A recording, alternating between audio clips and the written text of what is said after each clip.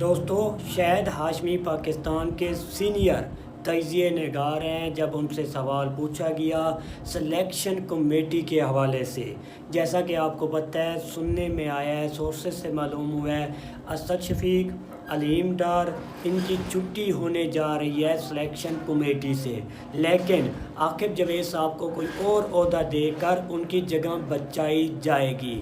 اس حوالے سے جب ان سے سوال پوچھا گیا تو شاہد ہاشمی صاحب کہتے ہیں کہ یہ جو تمام سلیکشن کمیٹی بنائی گئی تھی، کیوں بنائی گئی تھی، کس وجہ سے بنائی گئی تھی؟ بابر کو ہٹانے کے لیے یہ سلیکشن کمیٹی بنائی گئی تھی۔ جب عاقب جاوید صاحب آئے، ڈائریکٹ بابر اعظم کو دوسرے ہی ٹیسٹ میچ میں بیر بٹھایا گیا، ٹیم سے ڈراپ کیا گیا۔ یہ میں نہیں کہہ رہا، شاہد ہاشمی صاحب کہہ رہے ہیں۔ میں نے آپ کو کافی مرتبہ بتایا، یہ جو عاقب جاوید ہے نا، اس کی پالیسی بابر کے خلاف ایک الگ تھی۔ وہ کہتا ہے کہ بھائی جان بابر اعظم T20 کا پلیئر ہے بھی نہیں۔ ایک مرتبہ اس نے کہا تھا کہ بابر اعظم کو آؤٹ نہیں کرنا ہمارا فائدہ ہے، اگر بابر اعظم کھڑا رہتا ہے تو یہ ہماری ٹیم کا فائدہ ہے، جب یہ لاہور قلندر کے ساتھ تھا۔ اس کے بعد جب اس نے ایک کلیہ پاکستان ٹیم کو دیا، پاکستان ٹیم جیت نہیں رہی تھی، جب کہا گیا سپن پچ بنائیں، سپن ٹریک بنائیں، گراس اڑائیں، تو اس کے بعد یہ فارمولہ کا انجاب ہوا اور عاقب جاوید صاحب کو لایا گیا۔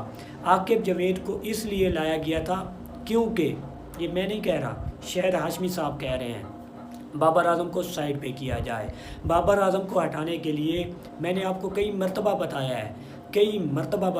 ہے، ہر چینل پہ علیحدہ علیحدہ بندے بٹھائے گئے ہیں، ہر ڈپارٹمنٹ میں علیحدہ علیحدہ بندے بٹھائے گئے ہیں، ایسے ٹاؤٹ قسم کے لوگ لائے گئے ہیں جو کہ ہر جگہ بابر کے خلاف بھونکتے ہوئے نظر آئیں گے۔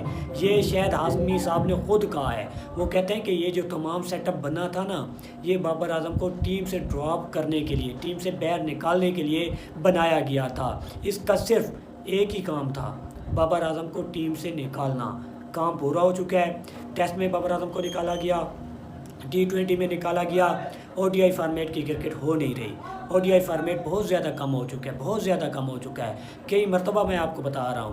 اب ایسا لگ رہا ہے یہ 40 اوور تک محدود ہو جائے گا، یا ایسا ہوگا کہ 4 سال کے بعد یہ ورلڈ کپ آئے گا، یہ ہو سکتا ہے۔ ODI فارمیٹ بہت کم ہو چکا ہے آج کے دور میں، T20 کرکٹ۔ اب انہوں نے ایک، آپ کہہ سکتے ہیں، اپنے تھرو ایک اچھا کام کیا ان کے نظریے کے مطابق، کہ بابر اعظم کو T20 ٹیم سے نکال دیا گیا ہے۔ اب بابر اعظم کیا کھیلے گا؟ بابر اعظم مکمل ریسٹ کرے گا۔ ظہیر عباس صاحب، دا لیجنڈری، پاکستان کے ایک، میں کہتا ہوں کہ ان کا نام نا بڑے بیٹسمینوں میں آتا ہے، ہسٹری کے، پاکستان کا کہہ گیا ہوں، sorry, all over the world کہوں گا، ہسٹری میں اس کا بڑا نام آتا ہے، اتنا بڑا بیٹسمین تھا۔ وہ کہتا ہے بابر اعظم کو تینوں فارمیٹ کھیلنے چاہیے۔